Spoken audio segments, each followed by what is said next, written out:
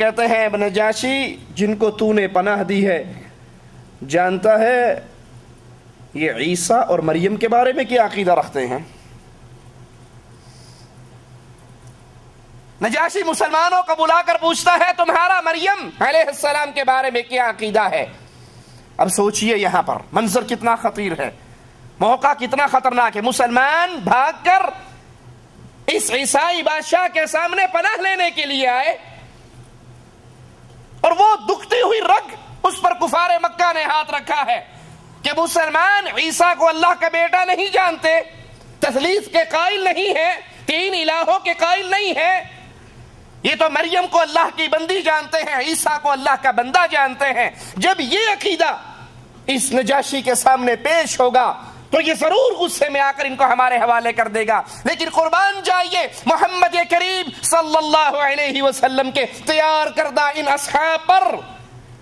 جب بادشاہ پوچھتا ہے تم مریم کے بارے میں کیا کہتے ہو، تو اللہ کے نبی صلی اللہ علیہ وسلم کے اصحاب کے اس گروہ میں سے ایک صحابی کھڑے ہو کر قرآن پاک کی آیات کی تلاوت کرتا ہے اور قرآن حکیم کی روشنی میں حضرت مریم علیہ السلام کا مقام بیان کرتا ہے۔ نجاشی زمین سے ایک تنکا اٹھاتا ہے اور کہتا ہے اللہ کی قسم تم نے مریم کی جو شان بیان کی ہے اس تنکے کے برابر بھی اس میں تم نے کمی نہیں کی، یہی اس کی حقیقت ہے جو تم نے بیان کی ہے۔ اور کفار وہاں سے نامراد لوٹتے ہیں۔ مسلمان کچھ عرصے کے بعد پھر واپس آ جاتے ہیں، اور پھر تیسری مرتبہ رسول کریم صلی اللہ علیہ وسلم کے صحابہ جب مدینے کی طرف ہجرت کرتے ہیں تو سیدنا عثمان رضی اللہ عنہ وارضا اس تیسری ہجرت کے اندر بھی مسلمانوں کے ساتھ ہیں، آپ کی بیوی رقیہ آپ کے ساتھ ہے اور آپ کا بیٹا عبداللہ آپ کے ساتھ ہے۔ تیسری ہجرت کا شرف پاتے ہیں۔ ابھی مدینہ کے اندر مسلمانوں کو گئے ہوئے 2 سال کا وقفہ ہوتا ہے، عرصہ گزرتا ہے کہ بدر کا معرکہ پیش آ جاتا ہے۔ اب صحابہ تیاری کر رہے ہیں میدان جنگ میں جانے کے لیے، اور اللہ کے نبی صلی اللہ علیہ وسلم کی بیٹی حضرت عثمان کی زوجہ حضرت رقیہ رضی اللہ تعالی عنہا بیمار ہو جاتی ہیں۔ شان سنیے، مقام دیکھیے، اللہ کے نبی فرماتے ہیں عثمان تم مدینہ میں رہو، میری بیٹی کا خیال رکھو، اور آپ نے اپنے قریبی ساتھی اسامہ کو بھی حضرت عثمان کے خیال کے لیے چھوڑا، تم مدینہ میں رہو، یہ بدر والے میرے ساتھ مارکے والے جا رہے ہیں، جو بندہ مارکہ بدر میں شامل ہوگا عثمان اللہ تجھے اتنا ہی ثواب دے گا جتنا بدریوں کو ثواب دے گا، تجھے لڑے بغیر وہ ثواب ملے گا جو یہ ثواب لڑ کر حاصل کریں گے، تم مدینہ میں رہ کر بدر کے مارکے کا اجر و ثواب پائے گا، تو میری بیٹی کی خدمت کر، اس کا خیال رکھ، یہ بیماری کے ایام میں ہے تو مدینے میں رہے۔ غزوہ بدر کے اندر مسلمانوں کو مالک فتح عطا فرماتا ہے، اور جہاں ہی مسلمانوں کو فتح نصیب ہوتی ہے اسی رات سیدہ رقیہ رضی اللہ تعالی عنہا بیماری کی شدت بڑھتی ہے، فوت ہو کر یہ جہان چھوڑ کر اپنے اللہ کے پاس چلے جاتی ہے۔ حضرت عثمان رضی اللہ عنہ وارضا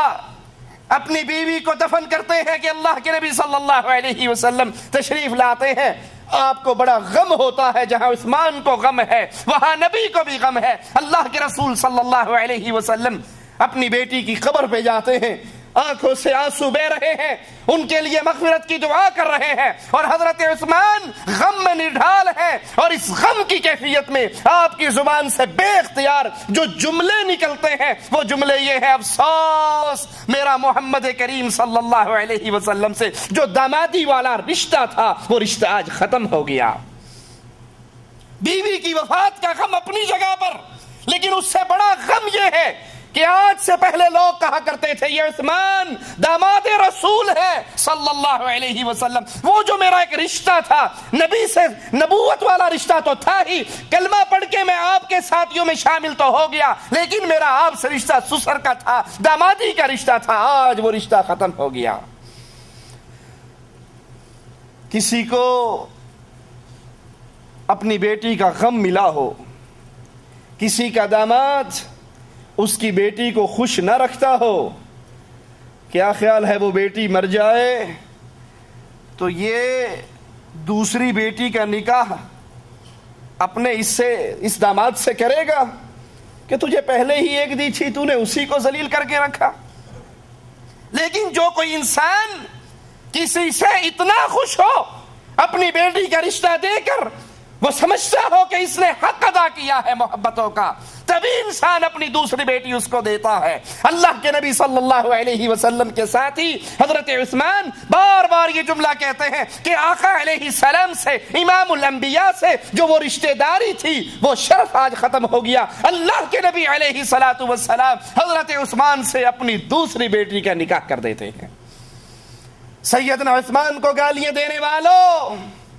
سیدنا عثمان پر طعن کرنے والوں، سیدنا عثمان کی توہین کرنے والوں، سیدنا عثمان کے ایمان کا انکار کرنے والوں، سیدنا عثمان کے بارے میں نفاق کی تہمت لگانے والوں، بتاؤ اگر عثمان سچے مومن نہ ہوتے، اگر عثمان سے رسول صلی اللہ علیہ وسلم خوش نہ ہوتے، اپنی دوسری بیٹی کا نکاح اس سے کیوں کرتے؟ دوسری بیٹی کو ان کے نکاح میں دینا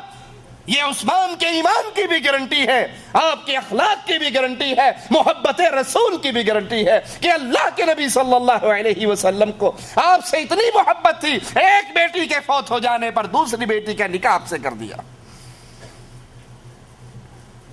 اللہ کے رسول علیہ الصلوۃ والسلام ہجرت کے 6 سال اپنے اصحاب کرام کو لے کر عمرے کی نیت سے مدینہ سے نکلتے ہیں. 1400 صحابہ آپ کے ساتھ ہیں، ارادہ عمرے کا ہے، اسلحے سے لیس نہیں ہے، جنگی حالت میں نہیں، جنگی تیاری میں نہیں، بلکہ صرف عمرے کی غرض سے آتے ہیں. کفار مکہ کو پتہ لگتا ہے کہ رسول کریم صلی اللہ علیہ وسلم تشریف لا رہے. وہ عہد کرتے ہیں کہ اللہ کے نبی علیہ الصلوۃ والسلام کو ہم مکے کی حدود میں داخل نہیں ہونے دیں گے. اللہ کے نبی علیہ الصلوۃ والسلام کو بھی ان کے ارادوں کی خبر پہنچ جاتی ہے. آپ راستہ بدل کر حدیبیہ کے مقام تک پہنچ جاتے ہیں اور وہاں سے قریشیوں کو پیغام بھیجتے ہیں، اپنا سفیر روانہ کرتے ہیں کہ ہم جنگ کی نیت سے نہیں آئے، ہم تو عمرہ کرنے کے لیے آئے ہیں،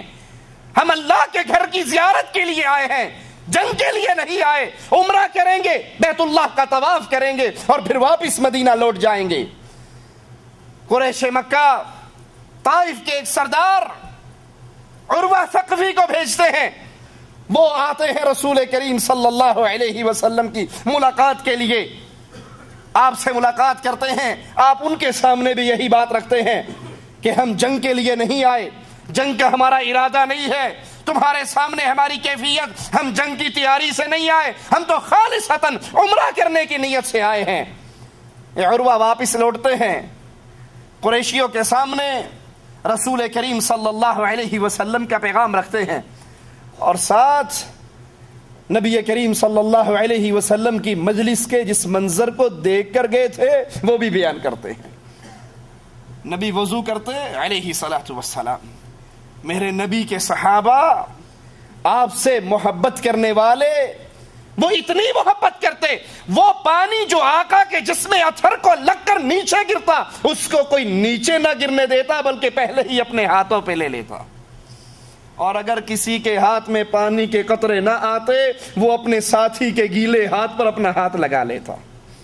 یہ عروہ کہنے لگے، اے قریش مکہ، اے سرداروں، میں نے بڑے بڑے بادشاہوں کے درباروں کو دیکھا ہے،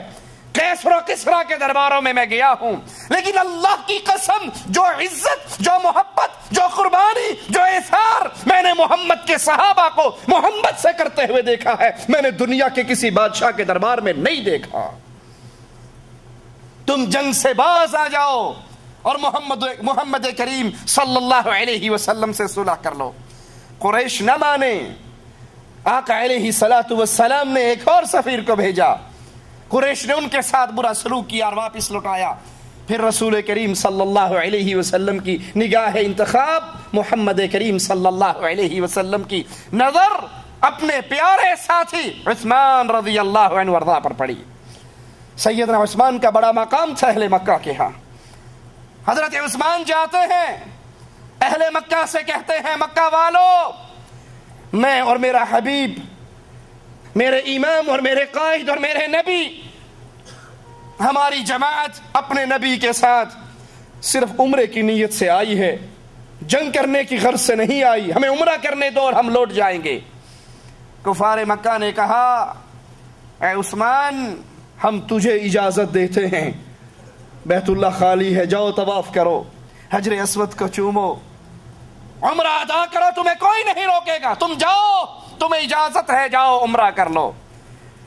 اے عثمان تیری عظمتوں پہ قربان، تیری محبت رسول پہ قربان۔ ہم بھی محبت رسول کے دعوے دار، چہرے پہ داڑھی آ جائے اور بیگم ناراض ہو جائے تو نبی کی سنت کو شیو کر کے بیوی کو راضی کر لیتے ہیں۔ نبی کی بات ماں کی بات سے ٹکرا جائے، ماں کی بات کو سینے سے لگا دیتے ہیں، حدیث رسول کو پشت کے پیچھے پھینک دیتے ہیں۔ اجی مولوی صاحب بات تو ٹھیک ہے لیکن آج تو شادی ہے نا میری، آج تو امی کی بات چلے گی، امی نے کہا ہے ڈھول بجیں گے تو بجیں گے، آج شادی ہے، آج حدیث کی بات نہ کرو، قرآن کی بات نہ کرو۔ بیت اللہ خالی ہے، سامنے موجود ہے، عثمان مکہ میں ہے اور اجازت مل رہی ہے، جاؤ بیت اللہ کا طواف کر لو، جاؤ عمرہ ادا کر لو۔ کہتے اللہ کی قسم میں اپنے نبی کے بغیر اللہ کے گھر کا عمرہ نہیں کروں گا، بیت اللہ کا طواف نہیں کروں گا، حجر اسود کو نہیں چوموں گا، سعی نہیں کروں گا اگر تم میرے آقا کو اجازت نہیں دیتے۔ یہ کیسے ہو سکتا ہے؟ میں اور میرے نبی مدینے سے اکٹھے چلے عمرے کی نیت پہ، نبی اس سعادت سے محروم رہے اور عثمان عمرہ کر کے جائے۔ عثمان بھی عمرہ تب کرے گا جب محمد رسول اللہ کریں گے صلی اللہ علیہ وسلم۔ سیدنا عثمان کے نام پر اپنے بیٹوں کے نام رکھنے والوں، سیدنا عثمان کے ایمان جیسا ایمان بھی تو بناؤ کہ نبی کی بات، پھر کائنات میں کسی کی بات اس نبی کی بات سے ٹکرا جائے، دنیا کے ہر بندے کی بات کو ٹھوکر مار دو، محمد کی بات کو سینے سے لگا لو۔ بیت اللہ موجود ہے، اجازت نامہ موجود ہے، کہتے ہیں عثمان واپس لوٹ جائے گا، بیت اللہ تیرا طواف تب کروں گا جب محمد میرے ساتھ ہوں گے صلی اللہ علیہ وسلم۔ کفار کو بڑا طیش آیا، اپنے نبی سے اتنی محبت، ہم بیت اللہ کے طواف کی اجازت دے رہے اور یہ کہتے ہیں نبی کے بغیر نہیں کروں گا۔ کفار مکہ سیدنا عثمان کو مکہ میں ہی روک لیتے ہیں، مسلمانوں تک خبر پہنچ جاتی ہے سیدنا عثمان رضی اللہ عنہ وارضہ شہید کر دیے گئے۔